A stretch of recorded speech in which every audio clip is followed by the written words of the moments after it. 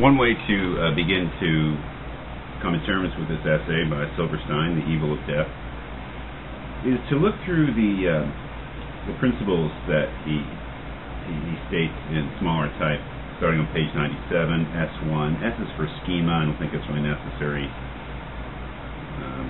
to explain, really. It's just principles, S1, S2, etc. Look through those principles, and in each case, ask yourself whether they are intelligible under the view of death that Epicurus described. Now, intelligible, I had a question from a student today in a class about, what does intelligibility mean here, which is an excellent question. Some statements are false, some are true. That is, if I say that George Washington is still the President of the United States, that is a false statement, but it's an intelligible one. I mean, that is, it's understandable. It makes sense. It happens to be false because he's not the President of the United States anymore. But it's intelligible. It's coherent. It's understandable. It states something that we can understand.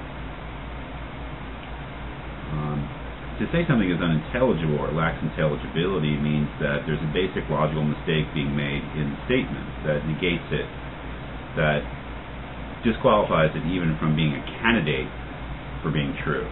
That is, some statements are clearly false because they don't match up with the way the world is. Some statements are unintelligible because they contain some kind of basic logical mistake which makes them incoherent or unintelligible.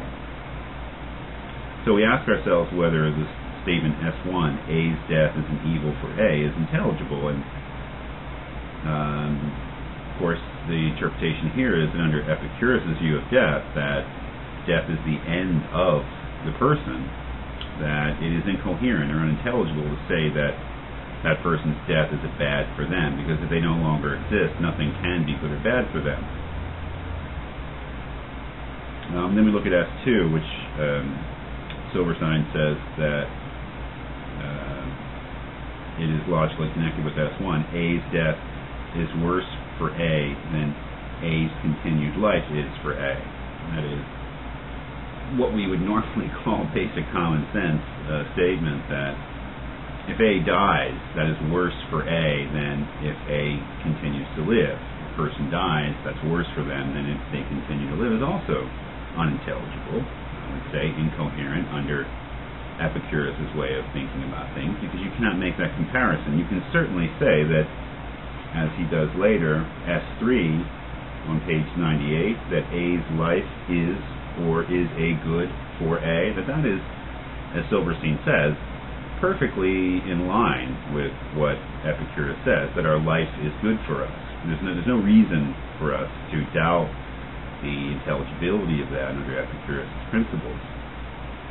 What you can't do is then say that somehow or another that because A's life is a good for them, that A's death is a bad for them, or that A's death would be worse for them than A's life. Why?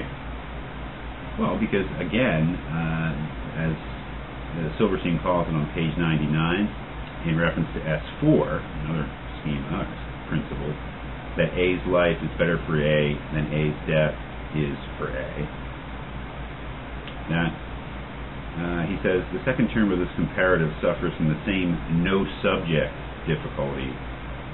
That is, in each one of these cases, the Epicurean, as interpreted by Silverstein, the Epicurean position would say that each one of these statements makes a basic mistake, that it somehow assumes what we know to be false, and that is that there is still a subject, that is a person, about whom we can, or with reference to whom we can evaluate the goodness or badness of something. About S1, A's death is an evil for A.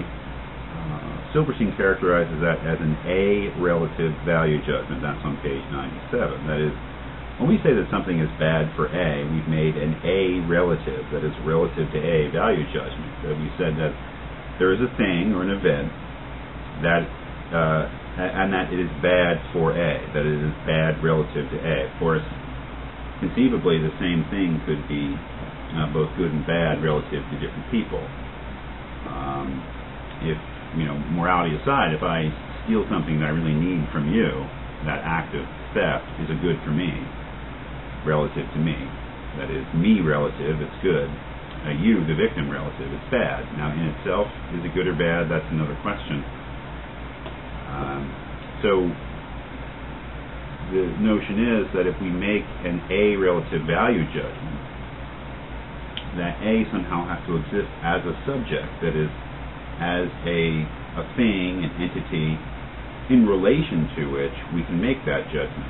If that thing or entity, A, in this case person A, doesn't exist, then the question is, from the Epicurean point of view, whether any A relative value judgment, that is, saying that a thing is good or bad for A, is coherent, that is, absent that subject, absent that reference of the value judgment.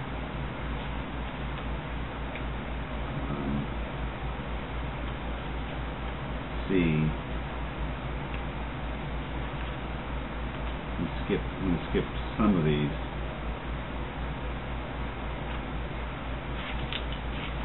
One of the points that he makes is that we can compare we can make what he calls life comparisons, that we can say that one sort of life is better for someone than another sort of life. We can even make death comparisons, if indeed we're not talking about death as the limit or end of life, but rather death as the process of dying. That is, we can say that one sort of death, in common parlance, we can say that one sort of death is preferable to another sort of death, but really we're talking about dying there, not death itself, as I said.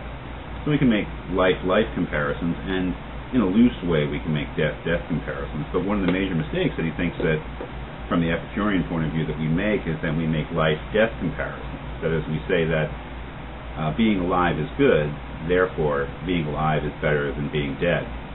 And that's where the incoherence comes in, because what we've forgotten for the moment is that when we're dead, or when a person is dead, there is no subject there for whom something can be good or bad. So, what is the upshot here? Well, I mean, he recognizes that we all want to stay alive. He recognizes that it's basically, if not a universal in human nature, one of the most widespread propensities of human nature, that we choose life over death, all things considered, in most cases. And that we consider, therefore, death something to be avoided, and death as an evil, and death as worse than life. That is, the state of being alive better than death, non-existence. The Epicurean also acknowledges that this is a near universal propensity in human nature, and that's not what's in question here. The question is whether it's a rational propensity, that is, whether there's any justification for it. When we try to avoid something, it's only rational to avoid if indeed it's something bad for us. We may fear all sorts of things that are not bad for us. And the question about death is, sure, we fear it, sure, we avoid it, but is there a rational justification for that fear and avoidance?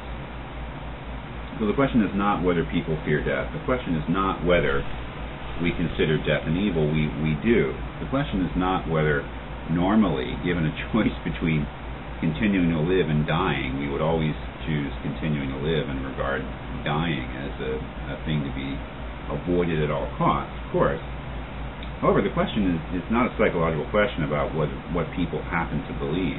The question is about the rationality and justification of those beliefs. And I think what Silverstein is interested in is in the way that the Epicurean view seems to undermine these very deep propensities that we have. And one of the things you can do is to think of the second half of the essay, the so-called resolution, which we'll talk about in the next video, as Silverstein's attempt, much like Nagel's attempt, to put our natural or instinctive or intuitive views about death on a more rational footing, and therefore really respond to the Epicurean philosophical point in a philosophical way.